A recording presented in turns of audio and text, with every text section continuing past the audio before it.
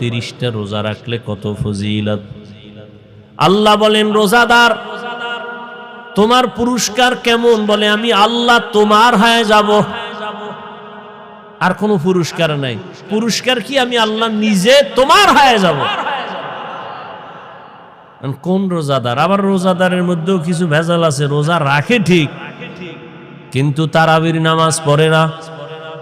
আবার অনেকে পড়ে ঠিক, প্রতিদিন পড়ে না। আবার অনেকে পড়ে কিছুদিন, তাও পুরা 20 রাকাত পড়ে না।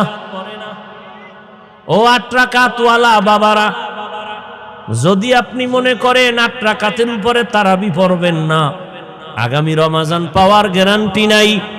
এখনই তো বলে ফেললাম একটা নফলের মূল্য ফরজের সমান।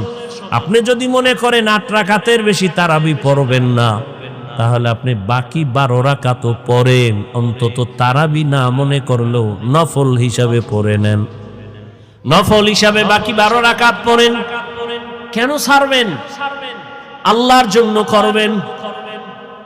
এত সুযোগ পাইয়াও যদি ছেড়ে দেন, আল্লাহর কাছে কি নিয়ে দাঁড়াবেন? রমজান এমন বরকতের মাস, রহমতের নবী একদিনে 1 খতম, 3 দিনে 1 খতম কোরআন পড়েছেন। এই রমজানুল মুবারক দুনিয়ার লাইনেও মানুষ লাভবান হয়, আখিরাতের লাইনেও লাভবান হয়।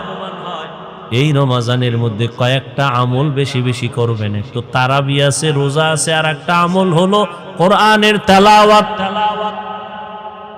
যারা পারেন না বইলে আল্লাহর কাছে কি কইবেন? আমগোদারে না জবাব দিলেন পারি না। পৃথিবীতে যত ভাষা আছে আরবি ভাষার মতো সহজ কোনো